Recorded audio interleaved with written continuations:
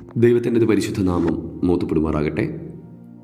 വേദപുസ്തകം ഒരു വർഷം കൊണ്ട് വായിച്ചു തീർക്കുക എന്ന ഒരു പദ്ധതിയാണിത്. ഈ ശുശ്രൂഷയിലേക്ക് നിങ്ങൾ എല്ലാവരെയും യേശുവിൻ്റെ നാമത്തിൽ സ്വാഗതം ചെയ്യുന്നു. ഇന്ന് 36-ാമത്തെ ദിവസം. വേദഭാഗ വായനയിലേക്ക് നമുക്ക് പ്രവേശിക്കാം. ലേവ്യ പുസ്തകം 11-ാമത്തെ അധ്യായം. യഹോവ പിന്നെയും മോശയോടും അഹരോനോടും അരുളി ചെയ്തത്, നിങ്ങൾ ഇസ്രായേൽ മക്കളോട് പറയേണ്ടതെന്നാൽ, ഭൂമിയിലുള്ള സകല മൃഗങ്ങളിലും നിങ്ങൾക്ക് തിന്നാകുന്ന മൃഗങ്ങൾ ഇവ.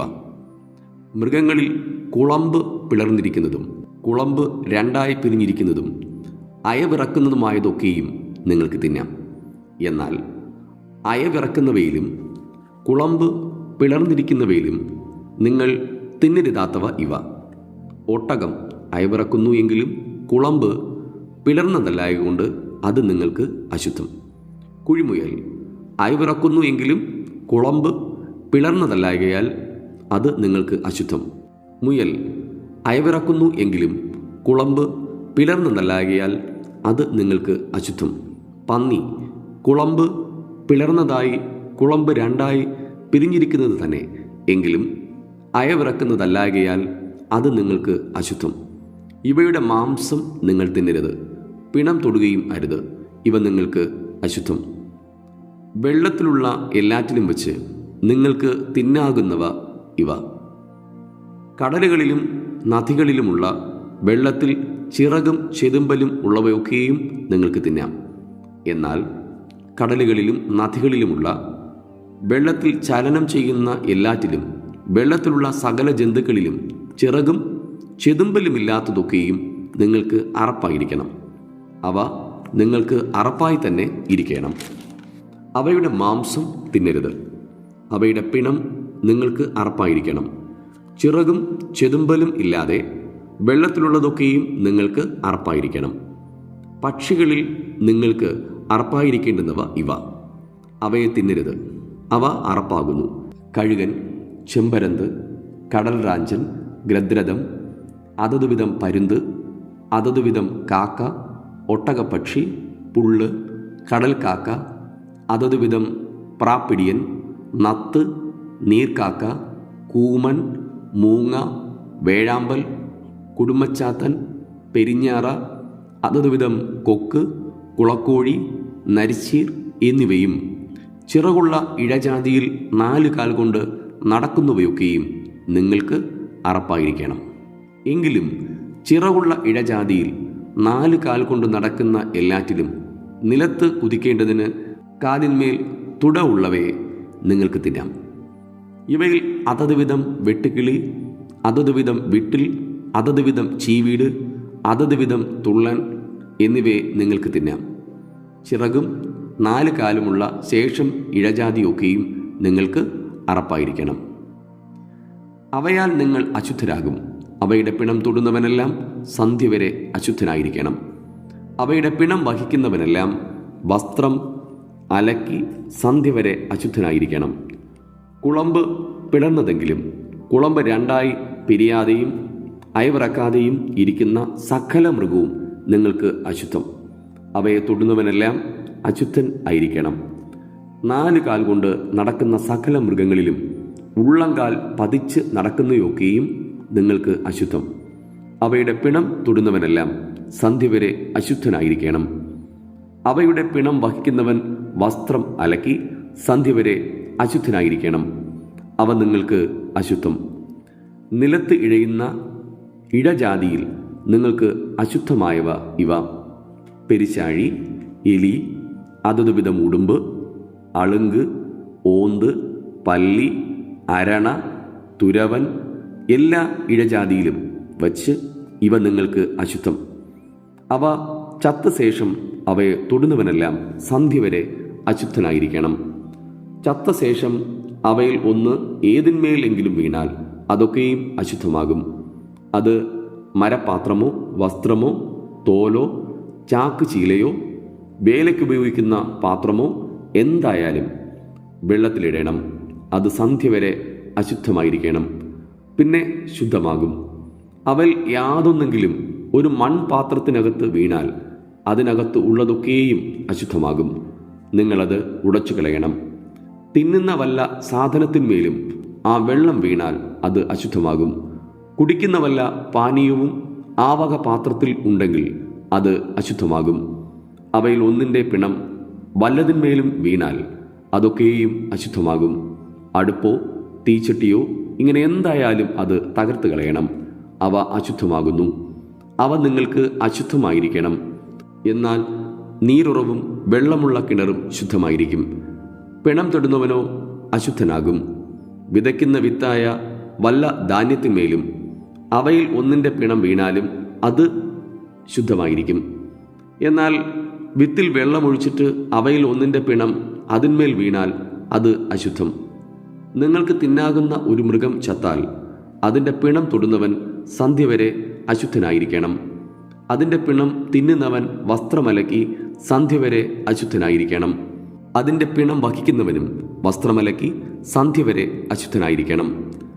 നിലത്തിഴയുന്ന ഇഴജാതിയെല്ലാം അറപ്പാകുന്നു, അതിനെ തിന്നരുത്. ഉരസുകൊണ്ട് ചരിക്കുന്നതും 4 കാലുകൊണ്ട് നടക്കുന്നതും അല്ലെങ്കിൽ അനേകം കാലുള്ളതായി നിലത്ത് ഇഴയുന്നതായ യാതൊരു ഇഴജാതിയെയും നിങ്ങൾ തിന്നരുത്. അവ അറപ്പാകുന്നു. യാതൊരു ഇഴജാതിയെക്കൊണ്ടും നിങ്ങളെ തന്നെ അറപ്പാക്കരുത്. അവയാൽ നിങ്ങൾ മലിനപ്പെടുമാറ് നിങ്ങളെ തന്നെ അശുദ്ധമാക്കുകയും അരുത്. ഞാൻ നിങ്ങളുടെ ദൈവമായ യഹോവയാകുന്നു. ഞാൻ വിശുദ്ധനാകയാൽ നിങ്ങൾ നിങ്ങളെ തന്നെ വിശുദ്ധീകരിച്ച് വിശുദ്ധന്മാരായിരിക്കണം. ഭൂമിയിൽ ഇഴയുന്ന യാതൊരു ഇഴജാതിയാലും നിങ്ങളെ തന്നെ അശുദ്ധമാക്കരുത്. ഞാൻ നിങ്ങൾക്ക് ദൈവമായിരിക്കേണ്ടതിന് നിങ്ങളെ മിസ്രയീം ദേശത്തു നിന്ന് പുറപ്പെടുവിച്ച യഹോവയാകുന്നു. ഞാൻ വിശുദ്ധനാകയാൽ നിങ്ങളും വിശുദ്ധന്മാരായിരിക്കണം. ശുദ്ധവും അശുദ്ധവും തമ്മിൽ, തിന്നാകുന്ന മൃഗത്തെയും തിന്നരുതാത്ത മൃഗത്തെയും തമ്മിൽ വകതിരിക്കേണ്ടതിന് ഇത് മൃഗങ്ങളെയും പക്ഷികളെയും വെള്ളത്തിൽ ചലനം ചെയ്യുന്ന സകല ജന്തുക്കളെയും നിലത്തെഴയുന്ന ജന്തുക്കളെയും പറ്റിയുള്ള പ്രമാണം ആകുന്നു. ലേവ്യ പുസ്തകം 12-ാമത്തെ അധ്യായം. യഹോവ പിന്നെയും മോശയോട് അരുളി ചെയ്തത്: നീ ഇസ്രായേൽ മക്കളോട് പറയേണ്ടതെന്തെന്നാൽ, ഒരു സ്ത്രീ ഗർഭം ധരിച്ച് ആൺകുഞ്ഞിനെ പ്രസവിച്ചാൽ അവൾ 7 ദിവസം അശുദ്ധയായിരിക്കണം. ഋതുവിൻ്റെ മാലിന്യകാലത്തെന്ന പോലെ അവൾ അശുദ്ധയായിരിക്കണം. 8-ാം ദിവസം അവൻ്റെ അഗ്രചർമ്മം പരിച്ഛേദന ചെയ്യണം. പിന്നെ അവൾ 33 ദിവസം തൻ്റെ രക്തശുദ്ധീകരണത്തിൽ ഇരിക്കണം. അവളുടെ ശുദ്ധീകരണകാലം തികയുന്നതുവരെ അവൾ യാതൊരു വിശുദ്ധ വസ്തുവും തുടരുത്. വിശുദ്ധ മന്ദിരത്തിലേക്ക് വരികയും അരുത്. പെൺകുഞ്ഞിനെ പ്രസവിച്ചാൽ അവൾ 2 ആഴ്ചവട്ടം ഋതുകാലത്തെന്ന പോലെ അശുദ്ധയായിരിക്കണം. പിന്നെ 66 ദിവസം തൻ്റെ രക്തശുദ്ധീകരണത്തിൽ ഇരിക്കണം. മകനു വേണ്ടിയോ മകൾക്ക് വേണ്ടിയോ അവളുടെ ശുദ്ധീകരണകാലം തികഞ്ഞ ശേഷം അവൾ 1 വയസ്സ് പ്രായമുള്ള ആൺകുട്ടിയെ ഹോമയാഗത്തിനായിട്ടും ഒരു പ്രാവൻ കുഞ്ഞിനെയോ ഒരു കുറുപ്രാവിനെയോ പാപയാഗത്തിനായിട്ടും സമാഗമന കൂടാരത്തിൻ്റെ വാതിൽക്കൽ പുരോഹിതൻ്റെ അടുക്കൽ കൊണ്ടുവരണം. അവൻ അത് യഹോവയുടെ സന്നിധിയിൽ അർപ്പിച്ച് പ്രായശ്ചിത്തം കഴിക്കണം. എന്നാൽ അവളുടെ രക്തസ്രവം നിന്നിട്ട് അവൾ ശുദ്ധയാകും. ഇത് ആൺകുഞ്ഞിനെയോ പെൺകുഞ്ഞിനെയോ പ്രസവിച്ചവൾക്കുള്ള പ്രമാണം. ആട്ടിൻകുട്ടിക്ക് അവളുടെ പക്കൽ വകയില്ല എങ്കിൽ അവൾ 2 കുറുപ്രാവിനെയോ 2 പ്രാവൻ കുഞ്ഞിനെയോ ഒന്നിനെ ഹോമയാഗത്തിനും മറ്റേതിനെ പാപയാഗത്തിനുമായി കൊണ്ടുവരണം. പുരോഹിതൻ അവൾക്ക് വേണ്ടി പ്രായശ്ചിത്തം കഴിക്കണം. എന്നാൽ അവൾ ശുദ്ധയാകും. ലേവ്യ പുസ്തകം 13-ാമത്തെ അധ്യായം. യഹോവ പിന്നെയും മോശയോടും അഹരോനോടും അരുളി ചെയ്തതെന്തെന്നാൽ, ഒരു മനുഷ്യൻ്റെ ത്വക്കിന്മേൽ തിണർപ്പോ ചുണങ്ങോ വെളുത്ത പുള്ളിയോ ഇങ്ങനെ കുഷ്ഠത്തിൻ്റെ വടു കണ്ടാൽ അവൻ്റെ പുരോഹിതനായ അഹരോൻ്റെ അടുക്കലോ പുരോഹിതന്മാരായ അവൻ്റെ പുത്രന്മാരിൽ ഒരുത്തൻ്റെ അടുക്കലോ കൊണ്ടുവരണം. പുരോഹിതൻ ത്വക്കിന്മേലുള്ള വടു നോക്കണം. വടുവിനകത്തുള്ള രോമം വെളുത്തതും വടു ത്വക്കിനേക്കാൾ കുഴിഞ്ഞതും ആയി കണ്ടാൽ അത് കുഷ്ഠലക്ഷണം. പുരോഹിതൻ അവനെ നോക്കി അശുദ്ധനെന്ന് വിധിക്കണം. അവൻ്റെ ത്വക്കിന്മേൽ പുള്ളി വെളുത്തതും ത്വക്കിനേക്കാളും കുഴിഞ്ഞിരിക്കാത്തതും അതിനകത്തുള്ള രോമം വെളുത്തിരിക്കാത്തതും ആയി കണ്ടാൽ പുരോഹിതൻ ആ ലക്ഷണമുള്ളവനെ 7 ദിവസത്തേക്ക് അകത്താക്കി അടയ്ക്കണം. 7-ാം ദിവസം പുരോഹിതൻ അവനെ നോക്കണം. വട് ത്വക്കിന്മേൽ പരക്കാതെ കണ്ട സ്ഥിതിയിൽ നിൽക്കുന്നു എങ്കിൽ പുരോഹിതൻ 2-ാം പ്രാവശ്യം അവനെ 7 ദിവസത്തേക്ക് അകത്താക്കി അടയ്ക്കണം. 7-ാം ദിവസം പുരോഹിതൻ അവനെ വീണ്ടും നോക്കണം. വട് മങ്ങിയതായും ത്വക്കിന്മേൽ പരക്കാതെയും കണ്ടാൽ പുരോഹിതൻ അവനെ ശുദ്ധിയുള്ളവൻ എന്ന് വിധിക്കണം. അത് ചുണങ്ങത്രേ. അവൻ വസ്ത്രം അലക്കി ശുദ്ധിയുള്ളവനായിരിക്കണം. അവൻ ശുദ്ധീകരണത്തിനായി തന്നെത്താൻ പുരോഹിതനെ കാണിച്ച ശേഷം ചുണങ്ങ് ത്വക്കിന്മേൽ അധികമായി പരന്നാൽ അവൻ പിന്നെയും തന്നെത്താൻ പുരോഹിതനെ കാണിക്കണം. ചുണങ്ങ് ത്വക്കിന്മേൽ പരക്കുന്നു എന്ന് പുരോഹിതൻ കണ്ടാൽ പുരോഹിതൻ അവനെ അശുദ്ധനെന്ന് വിധിക്കണം. അത് കുഷ്ഠം തന്നെ. കുഷ്ഠത്തിൻ്റെ ലക്ഷണം ഒരു മനുഷ്യനിൽ ഉണ്ടായാൽ അവനെ പുരോഹിതൻ്റെ അടുക്കൽ കൊണ്ടുവരണം. പുരോഹിതൻ അവനെ നോക്കണം. ത്വക്കിന്മേൽ വെളുത്ത തിണർപ്പുണ്ടായിരിക്കുകയും അതിലെ രോമം വെളുത്തിരിക്കുകയും തിണർപ്പിൽ പച്ച മാംസത്തിൻ്റെ ലക്ഷണം ഉണ്ടായിരിക്കുകയും ചെയ്താൽ അത് അവൻ്റെ ത്വക്കിൽ പഴകിയ കുഷ്ഠം ആകുന്നു. പുരോഹിതൻ അവനെ അശുദ്ധനെന്ന് വിധിക്കണം. അവൻ അശുദ്ധൻ ആകൊണ്ട് അവനെ അകത്താക്കി അടയ്ക്കരുത്. കുഷ്ഠം ത്വക്കിൽ അധികമായി പരന്ന് രോഗിയുടെ തലതൊട്ട് കാൽവരെ പുരോഹിതൻ കാണുന്നിടത്തൊക്കെയും വടു ത്വക്കിൽ ആസകലം മൂടിയിരിക്കുന്നു എങ്കിൽ പുരോഹിതൻ നോക്കണം. കുഷ്ഠം അവൻ്റെ ദേഹത്തെ മുഴുവനും മൂടിയിരുന്നാൽ അവൻ വടുവുള്ളവനെ ശുദ്ധിയുള്ളവനെന്ന് വിധിക്കണം. ആസകലം വെള്ളയായി തീർന്ന് അവൻ ശുദ്ധിയുള്ളവൻ ആകുന്നു. എന്നാൽ പച്ച മാംസം അവനിൽ കണ്ടാൽ അവൻ അശുദ്ധൻ. പുരോഹിതൻ പച്ച മാംസം നോക്കി അവനെ അശുദ്ധനെന്ന് വിധിക്കണം. പച്ച മാംസം അശുദ്ധം, അത് കുഷ്ഠം തന്നെ. എന്നാൽ പച്ച മാംസം മാറി വെള്ളയായി തീർന്നാൽ അവൻ പുരോഹിതൻ്റെ അടുക്കൽ വരേണം. പുരോഹിതൻ അവനെ നോക്കണം. വടു വെള്ളയായി തീർന്നു എങ്കിൽ പുരോഹിതൻ വടുവുള്ളവനെ ശുദ്ധിയുള്ളവനെന്ന് വിധിക്കണം. അവൻ ശുദ്ധിയുള്ളവൻ തന്നെ. ദേഹത്തിൻ്റെ ത്വക്കിൽ പരുവുണ്ടായിരുന്നിട്ട് സൗഖ്യമായ ശേഷം പരുവിൻ്റെ സ്ഥലത്ത് വെളുത്ത തിണർപ്പോ ചുവപ്പോടുകൂടിയ വെളുത്ത പുള്ളിയോ ഉണ്ടായാൽ അത് പുരോഹിതനെ കാണിക്കണം. പുരോഹിതൻ അത് നോക്കണം. അത് ത്വക്കിനേക്കാൾ കുഴിഞ്ഞതും അതിലെ രോമം വെളുത്തതുമായി കണ്ടാൽ പുരോഹിതൻ അവനെ അശുദ്ധനെന്ന് വിധിക്കണം. അത് പരുവിൽ നിന്നുണ്ടായ കുഷ്ഠരോഗം. എന്നാൽ പുരോഹിതൻ അത് നോക്കി അതിൽ വെളുത്ത രോമം ഇല്ലാതെയും അത് ത്വക്കിനേക്കാൾ കുഴിഞ്ഞിരിക്കാതെയും നിറം മങ്ങിയും കണ്ടാൽ പുരോഹിതൻ അവനെ 7 ദിവസം അകത്താക്കി അടയ്ക്കണം. അത് ത്വക്കിന്മേൽ അധികം പരന്നാൽ പുരോഹിതൻ അവനെ അശുദ്ധനെന്ന് വിധിക്കണം. അത് കുഷ്ഠലക്ഷണം തന്നെ. എന്നാൽ വെളുത്ത പുള്ളി പരക്കാതെ കണ്ട നിലയിൽ തന്നെ നിന്നുവെങ്കിൽ അത് പരുവിൻ്റെ വടുവത്രേ. പുരോഹിതൻ അവനെ ശുദ്ധിയുള്ളവനെന്ന് വിധിക്കണം. അല്ലെങ്കിൽ ദേഹത്തിൻ്റെ ത്വക്കിൽ തീപ്പൊള്ളലുണ്ടായി പൊള്ളലിൻ്റെ വടു ചുവപ്പോടുകൂടി വെളുത്തു തന്നെയോ ഇരിക്കുന്ന പുള്ളിയായി തീർന്നാൽ പുരോഹിതൻ അത് നോക്കണം. പുള്ളിയിലെ രോമം വെള്ളയായി തീർന്ന് ത്വക്കിനേക്കാൾ കുഴിഞ്ഞു കണ്ടാൽ പൊള്ളിലുണ്ടായ കുഷ്ഠം. ആകയാൽ പുരോഹിതൻ അവനെ അശുദ്ധനെന്ന് വിധിക്കണം. അത് കുഷ്ഠലക്ഷണം തന്നെ. എന്നാൽ പുരോഹിതൻ അത് നോക്കിയിട്ട് പുള്ളിയിൽ വെളുത്ത രോമമില്ലാതെയും അത് ത്വക്കിനേക്കാൾ കുഴിഞ്ഞിരിക്കാതെയും നിറം മങ്ങിയും കണ്ടാൽ പുരോഹിതൻ അവനെ 7 ദിവസത്തേക്ക് അകത്താക്കി അടയ്ക്കണം. 7-ാം ദിവസം പുരോഹിതൻ അവനെ നോക്കണം. അത് ത്വക്കിന്മേൽ പരന്നിരുന്നാൽ പുരോഹിതൻ അവനെ അശുദ്ധനെന്ന് വിധിക്കണം. അത് കുഷ്ഠലക്ഷണം തന്നെ. എന്നാൽ പുള്ളി ത്വക്കിന്മേൽ പരക്കാതെ കണ്ട നിലയിൽ തന്നെ നിൽക്കുകയും നിറം മങ്ങിയിരിക്കുകയും ചെയ്താൽ അത് തീപ്പൊള്ളലിൻ്റെ തിണർപ്പാകുന്നു. പുരോഹിതൻ അവനെ ശുദ്ധിയുള്ളവനെന്ന് വിധിക്കണം. അത് തീപ്പൊള്ളലിൻ്റെ തിണർപ്പത്രേ. ഒരു പുരുഷനെങ്കിലും ഒരു സ്ത്രീയെങ്കിലും തലയിലോ താടിയിലോ ഒരു വടു ഉണ്ടായാൽ പുരോഹിതൻ വടു നോക്കണം. അത് ത്വക്കിനേക്കാൾ കുഴിഞ്ഞും അതിൽ പൊൻനിറമായ നേർമയുള്ള രോമം ഉള്ളതായും കണ്ടാൽ പുരോഹിതൻ അവനെ അശുദ്ധനെന്ന് വിധിക്കണം. അത് പുറ്റാകുന്നു. തലയിലോ താടിയിലോ ഉള്ള കുഷ്ഠം തന്നെ. പുരോഹിതൻ പുറ്റിൻ്റെ വടുവിനെ നോക്കുമ്പോൾ അത് ത്വക്കിനേക്കാൾ കുഴിഞ്ഞിരിക്കാതെയും അതിൽ കറുത്ത രോമം ഇല്ലാതെയും കണ്ടാൽ പുരോഹിതൻ പുറ്റ് വടുവുള്ളവനെ 7 ദിവസത്തേക്ക് അകത്താക്കി അടയ്ക്കണം. 7-ാം ദിവസം പുരോഹിതൻ വടുവിനെ നോക്കണം.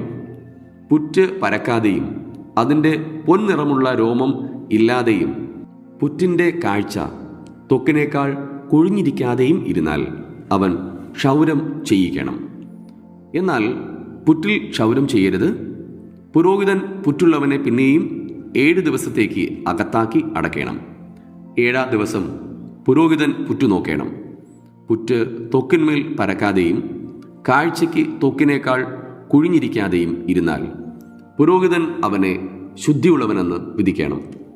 അവൻ വസ്ത്രം അലക്കി ശുദ്ധിയുള്ളവനായിരിക്കണം. എന്നാൽ അവൻ്റെ ശുദ്ധീകരണത്തിന് ശേഷം പുറ്റ് ത്വക്കിന്മേൽ പരന്നാൽ പുരോഹിതൻ അവനെ നോക്കണം. പുറ്റ് ത്വക്കിന്മേൽ പരന്നിരുന്നാൽ പുരോഹിതൻ പൊൻനിറമുള്ള രോമം അന്വേഷിക്കേണ്ട, അവൻ അശുദ്ധൻ തന്നെ. എന്നാൽ പുറ്റ് കണ്ട നിലയിൽ തന്നെ നിൽക്കുന്നതായും അതിൽ കറുത്ത രോമം മുളച്ചതായും കണ്ടാൽ പുറ്റ് സൗഖ്യമായി, അവൻ ശുദ്ധിയുള്ളവൻ. പുരോഹിതൻ അവനെ ശുദ്ധിയുള്ളവനെന്ന് വിധിക്കണം. ഒരു പുരുഷനോ സ്ത്രീക്കോ ദേഹത്തിൻ്റെ ത്വക്കിൽ വെളുത്ത പുള്ളി ഉണ്ടായാൽ പുരോഹിതൻ നോക്കണം. ദേഹത്തിൻ്റെ ത്വക്കിൽ മങ്ങിയ വെള്ളപ്പുള്ളി ഉണ്ടായാൽ അത് ത്വക്കിലുണ്ടാകുന്ന ചുണങ്ങ്, അവൻ ശുദ്ധിയുള്ളവൻ. തലമുടി കൊഴിഞ്ഞവനോ കഷണ്ടിക്കാരനത്രേ, അവൻ ശുദ്ധിയുള്ളവൻ. തലയിൽ മുൻവശത്തെ രോമം കൊഴിഞ്ഞവൻ മുൻ കഷണ്ടിക്കാരൻ, അവൻ ശുദ്ധിയുള്ളവൻ. പിൻകഷണ്ടിയിലോ മുൻകഷണ്ടിയിലോ ചുവപ്പോടുകൂടിയ വെള്ളപ്പുള്ളി ഉണ്ടായാൽ അത് അവൻ്റെ പിൻകഷണ്ടിയിലോ മുൻകഷണ്ടിയിലോ ഉദ്ഭവിക്കുന്ന കുഷ്ഠം. പുരോഹിതൻ അത് നോക്കണം. അവൻ്റെ പിൻകഷണ്ടിയിലോ മുൻകഷണ്ടിയിലോ ത്വക്കിൽ കുഷ്ഠത്തിൻ്റെ കാഴ്ച പോലെ വടുവിൻ്റെ തിണർപ്പ് ചുവപ്പോടുകൂടി വെളുത്തതായിരുന്നാൽ അവൻ കുഷ്ഠരോഗി, അവൻ അശുദ്ധൻ തന്നെ. പുരോഹിതൻ അവനെ അശുദ്ധനെന്ന് തീർത്ത് വിധിക്കണം. അവന് തലയിൽ കുഷ്ഠരോഗം ഉണ്ട്. വടുവുള്ള കുഷ്ഠരോഗി വസ്ത്രം കീറിക്കളയണം. അവൻ്റെ തല മൂടാതിരിക്കണം. അവൻ അധരം മൂടിക്കൊണ്ടിരിക്കുകയും അശുദ്ധൻ അശുദ്ധൻ എന്ന് വിളിച്ചു പറയുകയും വേണം. അവന് രോഗമുള്ള നാളൊക്കെയും അവൻ അശുദ്ധനായിരിക്കണം. അവൻ അശുദ്ധൻ തന്നെ. അവൻ തനിച്ച് പാർക്കണം. അവൻ്റെ പാർപ്പ് പാളയത്തിന് പുറത്തായിരിക്കണം. ആട്ടുരോമ വസ്ത്രമോ ചണവസ്ത്രമോ ആയ ഏത് വസ്ത്രത്തിലെങ്കിലും ചണം കൊണ്ടോ ആട്ടുരോമം കൊണ്ടോ ഉള്ള പാവിൽ എങ്കിലും ഊടയിലെങ്കിലും തോലിലെങ്കിലും തോൽ കൊണ്ടുണ്ടാക്കിയ യാതൊരു സാധനത്തിലെങ്കിലും കുഷ്ഠത്തിൻ്റെ വടുവുണ്ടായി വസ്ത്രത്തിൽ എങ്കിലും തോലിലെങ്കിലും പാവിലെങ്കിലും ഊടയിലെങ്കിലും തോൽ കൊണ്ടുള്ള യാതൊരു സാധനത്തിലെങ്കിലും വടു ഇളം പച്ചയോ ഇളം ചുവപ്പോ ആയിരുന്നാൽ അത് കുഷ്ഠലക്ഷണം ആകുന്നു. അത് പുരോഹിതനെ കാണിക്കണം. പുരോഹിതൻ വടു നോക്കി വടുവുള്ളതിനെ 7 ദിവസത്തേക്ക് അകത്തിട്ട് അടയ്ക്കണം. അവൻ 7-ാം ദിവസം വടുവിനെ നോക്കണം. വസ്ത്രത്തിലോ പാവിലോ ഊടയിലോ തോലിലോ തോൽ കൊണ്ടുണ്ടാക്കിയ യാതൊരു പണിയിലോ വടു പരന്നിരുന്നാൽ ആ വടു കഠിന കുഷ്ഠം, അത് അശുദ്ധമാകുന്നു. വടുവുള്ള സാധനം ആട്ടിൻ രോമം കൊണ്ടോ ചണം കൊണ്ടോ ഉള്ള വസ്ത്രമോ പാവോ ഊടയോ തോൽ കൊണ്ടുള്ള എന്തെങ്കിലുമോ ആയിരുന്നാലും അത് ചുട്ടുകളയണം. അത് കഠിന കുഷ്ഠം, അത് തീയിലിട്ട് ചുട്ടുകളയണം. എന്നാൽ പുരോഹിതൻ നോക്കണം. വടു വസ്ത്രത്തിലോ പാവിലോ ഊടയിലോ തോൽ കൊണ്ടുള്ള യാതൊരു സാധനത്തിലോ പരന്നിട്ടില്ല എങ്കിൽ പുരോഹിതൻ വടുവുള്ള സാധനം കഴുകുവാൻ കൽപ്പിക്കണം. അത് പിന്നെയും 7 ദിവസത്തേക്ക് അകത്തിട്ട് അടയ്ക്കണം. കഴുകിയ ശേഷം പുരോഹിതൻ വടു നോക്കണം. വടു നിറം മാറാതെയും പരക്കാതെയും ഇരുന്നാൽ അത് അശുദ്ധമാകുന്നു. അത് തീയിലിട്ട് ചുട്ടുകളയണം. അത് അതിൻ്റെ അകത്തോ പുറത്തോ തിന്നെടുക്കുന്ന വ്രണം. പിന്നെ പുരോഹിതൻ നോക്കണം. കഴുകിയ ശേഷം വടുവിൻ്റെ നിറം മങ്ങിയെങ്കിൽ അവൻ അതിനെ വസ്ത്രത്തിൽ നിന്നോ തോലിൽ നിന്നോ പാവിൽ നിന്നോ ഊടയിൽ നിന്നോ കീറിക്കളയണം. അത് വസ്ത്രത്തിലോ പാവിലോ ഊടയിലോ തോൽ കൊണ്ടുള്ള യാതൊരു സാധനത്തിലോ കാണുന്നു എങ്കിൽ അത് പടർന്നതാകുന്നു. വടുവുള്ളത് തീയിലിട്ട് ചുട്ടുകളയണം. എന്നാൽ വസ്ത്രമോ പാവോ ഊടയോ തോൽ കൊണ്ടുള്ള യാതൊരു സാധനമോ കഴുകിയ ശേഷം വടു അവയിൽ നിന്ന് നീങ്ങിപ്പോയി എങ്കിൽ അതിനെ 2-ാം പ്രാവശ്യം കഴുകണം. അപ്പോൾ അത് ശുദ്ധമാകും. ആട്ടുരോമമോ ചണമോ കൊണ്ടുള്ള വസ്ത്രത്തിലെങ്കിലും പാവിലെങ്കിലും ഊടയിലെങ്കിലും തോൽ കൊണ്ടുള്ള യാതൊന്നിലെങ്കിലും ഉള്ള കുഷ്ഠത്തിൻ്റെ വടുവിനെക്കുറിച്ച് അത് ശുദ്ധമെന്നോ അശുദ്ധമെന്നോ വിധിപ്പാനുള്ള പ്രമാണം ഇതുതന്നെ. ഇവിടെ ഇന്നത്തേക്കുള്ള തിരുവചന വേദഭാഗം വായിച്ച് അവസാനിക്കുന്നു. ഈ വായിച്ചു കേട്ട തിരുവെഴുത്തുകളാൽ ദൈവം നമ്മെ ഏവരെയും അതിസമർത്ഥമായി അനുഗ്രഹിക്കുമാറാകട്ടെ. ആമേൻ.